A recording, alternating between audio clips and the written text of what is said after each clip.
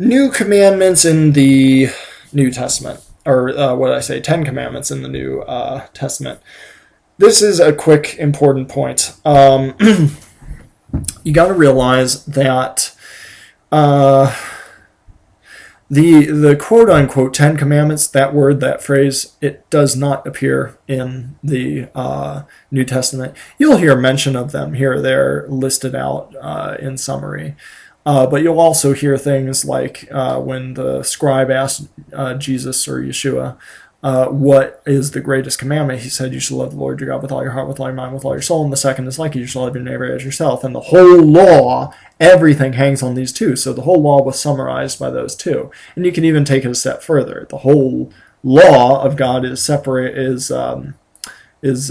also summarized by one word, love. And you can break it down, love to God, love to man, and then there are 4 commandments, love to God, 6 commandments about your love to man, and then everything else kind of elaborates more on that in more detail in the rest of the law, of the Torah, because the Bible says sin is the transgression of the law. The Hebrew word for that word law is Torah, which is not just, so my point is, it's not just about the 10 commandments.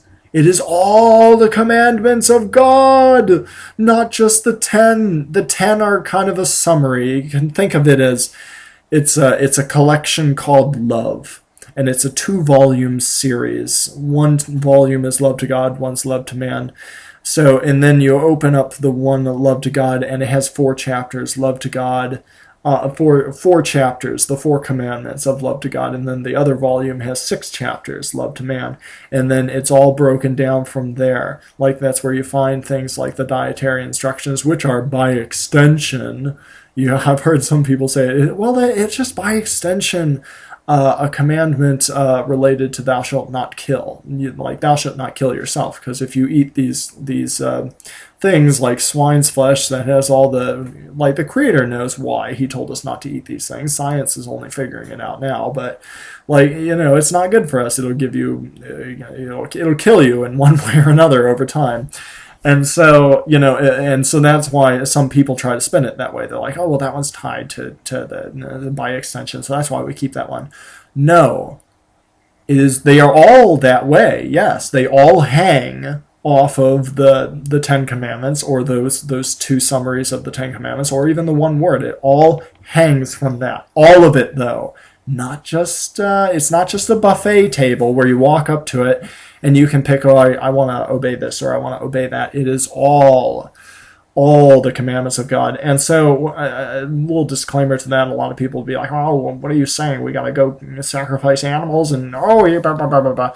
No, I'm not saying that, and you've got to look into it. I'm just saying start to look into it. If you've never heard this before, start to look into it, because the Creator's calendar is one of those things, kind of like the dietary instructions. You got things like tzitzits in there. You got all kinds of other commandments of God that we're still able to keep today and still important to Him. Some of them we are not able to keep today because those things aren't in place to be able to keep those things, like the whole sacrificial system, and like there are no priests, there's no temple nowadays, so you can't do that. And people are like, oh, well, what are you suggesting, we stone our children? And no, I'm not saying you can't do that, because the things aren't in place that are supposed to be in place for that to happen. Like there was supposed to be a council of elders, and there was criteria for this, and they were supposed to be taken to the gate of the city, and the whole city was supposed to,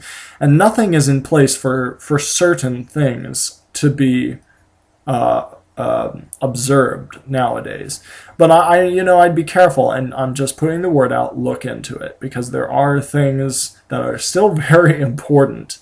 Like Sabbath, people who realize how important the Sabbath day is, well, you've got to realize that the Creator's calendar calls out other Sabbaths, yearly Sabbaths, His holy days, versus what we nowadays have, what are called holidays. Where did that word holidays come from? It came from the word the Creator's original holy days. And those days were supposed to be treated as Sabbath days. They're even called Sabbath days. Read Leviticus chapter 23.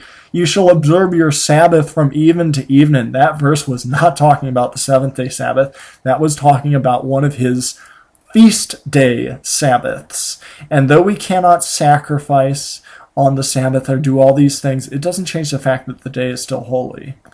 And there were supposed to be seventh day Sabbath sacrifices. I just heard the other verse in King Solomon in Chronicles. It talks about him keeping the sacrifices for the new moons, the sacrifices for the set feasts, and the sacrifices for the seventh day Sabbath. There were supposed to be sacrifices every Sabbath, every seventh day Sabbath, but you can't do that anymore.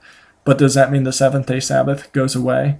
So, well, you can't do the sacrifices for the holy day Sabbaths. Does that mean they go away? No, it doesn't. They're all still good. So I'm telling you, the lawless one at every single level has infiltrated and planted these lies. And he's got the doctrines of men all spun up with very logical arguments.